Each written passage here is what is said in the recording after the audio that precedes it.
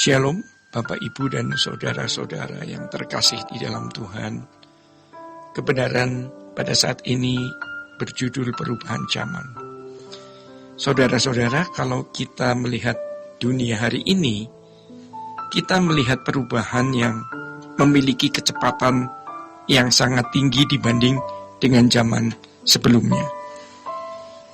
Kalau di abad-abad pertengahan, perubahan dunia itu lambat karena ilmu pengetahuan dan teknologi, baik di bidang transformasi, komunikasi, dan multimedia, belum secanggih hari ini. Tetapi sedihnya, perubahan yang terjadi dalam kehidupan manusia di sektor atau di bidang moral justru menuju keadaan atau situasi yang negatif. Artinya, manusia menjadi jahat dalam kecepatan yang tinggi. Ini perubahan yang makin tidak terkendali. Seperti yang dikatakan oleh firman Tuhan, bahwa kehidupan manusia di akhir zaman mengalami keadaan makin bertambah durhaka, dan kasih kebanyakan orang menjadi dingin. Hal tersebut dikatakan di dalam Matius 24. Saudara-saudara, kesantunan dan kearifan lokal yang dimiliki banyak suku bangsa di Indonesia khususnya makin hari makin pudar, tentu karena pengaruh kemajuan ilmu pengetahuan dan teknologi, di mana dunia yang satu memengaruhi dunia lain dengan cepat. Nilai-nilai agama makin pudar, namun tentu hal ini tidak menjadi atau tidak terjadi kepada semua orang. Masih ada kelompok yang mempertahankan nilai-nilai keagamaan. Bahkan ada yang semakin fanatik, semakin ekstrem. Tetapi pada umumnya dunia dibawa kepada suasana kejahatan manusia yang bertambah-tambah. Dengan laju pertambahan yang cepat, keadaan ini harus membuat kita sebagai orang percaya memiliki kesiapan dalam menanggulangi atau berantisipasi terhadap perubahan zaman, khususnya di sektor moral. Langkah yang harus kita ambil adalah yang pertama, kita jangan terpengaruhi oleh dunia. Sekali lagi saya ulangi, yang pertama, kita jangan terpengaruhi oleh dunia. Kita harus memiliki sikap berjaga-jaga yang kuat. Hubungan kita dengan Tuhan harus benar-benar melekat. Sementara dunia bertambah jahat, kita harus bertambah ekstrim dalam kesucian. Kita tidak bisa ada di posisi netral atau mediokritas. Kita harus ada di posisi ekstrim. Ya, jadi kalau dulu doanya 30 menit, mestinya sekarang 1 jam. Kalau dulu memiliki hobi bermacam-macam, sekarang hobinya harus mulai ditinggalkan supaya kita bisa fokus mencari Tuhan. Kalau dulu jalan-jalan seminggu 5 kali, 4 kali, sekarang 2 minggu sekali cukup. Belanja secukupnya, supaya waktu jangan kita habiskan untuk jalan-jalan saja, tetapi fokus kita harus Tuhan.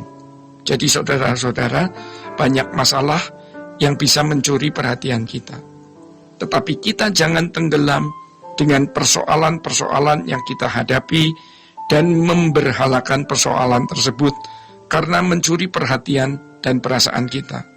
Akhirnya kita tidak dapat bertumbuh di dalam kekudusan dan mudah sekali menjadi mangsa empuk kuasa kegelapan.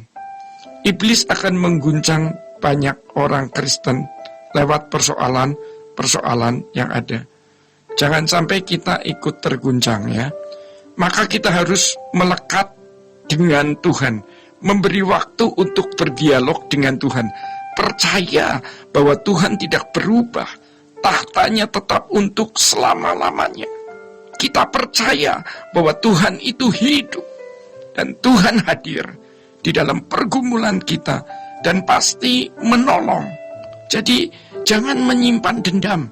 Semua kejadian yang kita alami, termasuk segala pergumulan, persoalan, kebutuhan, dan ancaman-ancaman, semua itu ada di dalam pengetahuan Tuhan.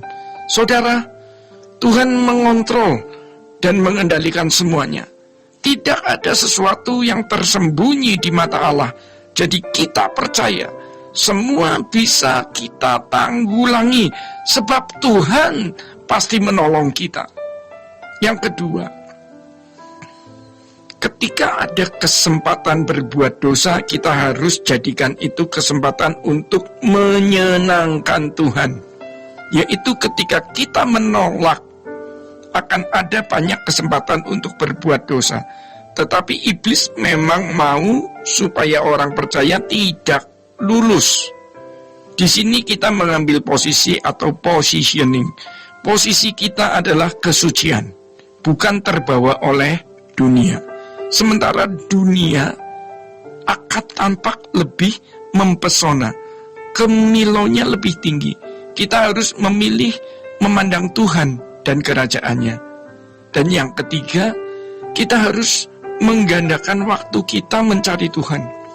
Buang semua yang tidak perlu kita lakukan, supaya kita jangan kehilangan fokus kepada Tuhan.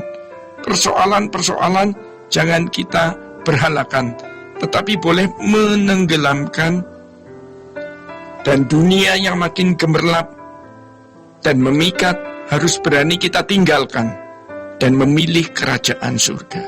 Jadi, kita harus berani untuk hidup tidak wajar. Kita akan mulai menyadari bahwa kita seperti aneh. Jangan takut. Itu adalah gejala bahwa kita mengalami perubahan. Keempat, kita harus mengambil bagian dalam pekerjaan Tuhan. Maka kita harus mencari tempat di mana kita dapat melayani Tuhan. Setiap kita pasti memiliki tempat untuk melayani pekerjaan Tuhan. Setiap kita pasti punya tugas. Kita harus menemukan apa rencana Allah dalam hidup kita pribadi, lepas pribadi. Tuhan pasti meletakkan kita di tempat di mana kita bisa berbakti kepada Allah. Kalau orang sibuk dengan dirinya sendiri, ya, orang sibuk dengan dunia, maka dia tidak akan pernah sibuk dengan Tuhan. Ironisnya, orang yang sibuk di dalam gereja, tapi sebenarnya tidak sibuk dalam Tuhan. Dia di dalam gereja, dalam kegiatan pelayanan, tapi fokus dia sebenarnya bukan pada gereja itu. Dia masih hidup wajar seperti manusia lain, yang fokusnya sebenarnya masih dunia. Orang seperti ini pasti terpengaruhi oleh cara berpikir dunia, tetapi ada di dalam gereja. Namun sebenarnya hatinya sudah dirusak oleh dunia. Maka salah satu prinsip yang tidak boleh kita tinggalkan adalah sempurna seperti Bapa, serupa dengan Yesus. Itu yang harus menjadi target tujuan kita. Bapak, Ibu, dan saudara-saudara yang terkasih di dalam Tuhan, demikian kebenaran saat ini. Tuhan Yesus memberkati. Sola Gracia.